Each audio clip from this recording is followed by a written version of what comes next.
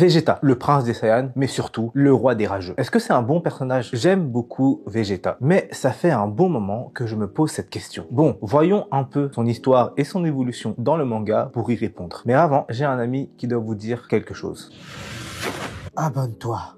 Oui, c'est un nouveau concept, donc si ça vous plaît, faites-le moi savoir en mettant un like, abonnez-vous et surtout, proposez-moi le prochain perso en commentaire. Pour commencer, Vegeta, il a été élevé comme une machine de guerre. Dès son plus jeune âge, il devait conquérir des planètes. Le mec a été matrixé par les idéologies imposées par Freezer à son peuple et a un excès de fierté. J'en connais, des gens qui ont un excès de fierté, mais là, le plafond il est trop bas. On le voit pour la première fois dans l'arc Saiyan comme le méchant principal, un guerrier sans pitié et qui est là uniquement pour détruire. Après avoir pris une raclée face à Goku, Krillin, Gohan et le coup discret de Yajirobe,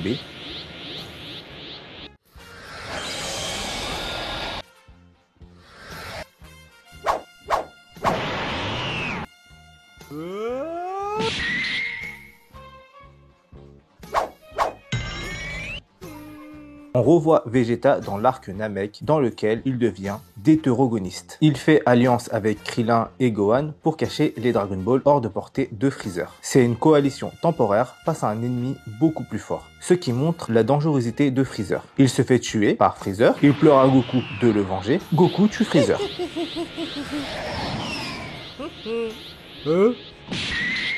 À la fin de l'arc, Vegeta est ressuscité sur Terre, l'endroit où il rencontre Bulma, se la tape et ont un fils, Trunks. Dans l'arc Cyborg, on le voit devenir Super Saiyan pour la première fois face à C19. Se fait latter la gueule face à C18. À cause de son orgueil, laisse Cell devenir parfait et se fait de nouveau latter la gueule après avoir chargé un Final Flash tout un épisode. Au début de cet arc, le mec s'en fout totalement de sa femme et de son fils. Si Mirai Trunks n'était pas là, ils seraient tous les deux morts. Dans le Cell Game, Vegeta voit qu'il n'est pas aussi fort et à la mort de Trunks, il est impacté. Du coup, il apporte son aide à Gohan lors du Kamehameha final, dit au revoir à Trunks et a perdu l'envie de se battre parce que Goku est mort. Il y a un arc de rédemption. Vegeta passe de méchant sans cœur à Saiyan qui vit sur la Terre. Il respecte même les mœurs de cette planète. Même son chara-design à travers les arcs sont bien réfléchis, il n'a plus d'armure. C'est un aspect important parce que l'armure le relie à son peuple, les Saiyans, un peuple sans empathie et égoïste. Rien que ces détails-là montrent qu'il a une évolution de la mentalité de Vegeta. Alors pourquoi, dans l'arc-bout, il fait un putain de retour en arrière? Non, sérieux, Vegeta se retape son arc de rédemption en x2, se fait posséder par Babidi, redevient méchant, tue des humains, se bat contre Goku, se fait latter la gueule par Boo, regrette ses gestes et se sacrifie. En plus, son sacrifice ne sert à rien. Par contre, tout n'est pas de la répétition. Dans cet arc, Vegeta atteint le summum de son évolution grâce à son discours, son monologue élogieux sur Goku, où il dit « Goku, tu es le numéro 1 ».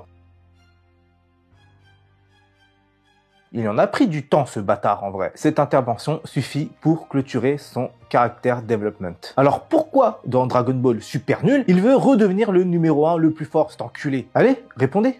Non, sérieux. Là, je m'énerve parce que Dragon Ball Super a vraiment défoncé tous les character development de tous nos personnages. C'est tout. Et quand je pense que c'est canon, oh mon dieu! En fait, Vegeta est un bon personnage. Jusqu'à l'arc-bout. Parce que son évolution dans l'arc-bout n'a plus aucun sens, selon moi. Vegeta avait atteint la maturité de son développement dans l'arc Cell. Même sans son monologue, le développement de Vegeta reste complet. Et dans l'arc final de Dragon Ball Z, l'auteur n'avait plus rien à raconter sur Vegeta, mais il ne pouvait pas laisser un personnage aussi populaire sur le bord de la route. D'où la raison de se retaper un arc rédemption, ce qui nous donne un personnage beaucoup trop ambivalent dans cet arc. Après, si on suit bien la logique de Dragon Ball Z, Toriyama devait mettre fin à son manga à la fin de l'arc Freezer. Techniquement, Vegeta, il devait mourir. C'est tout. Caput. Et si Toriyama avait écouté ses envies, on n'aurait jamais connu Vegeta. Encore une fois, si ce concept vous a plu, abonnez-vous, likez, mettez un commentaire si vous avez des choses à redire.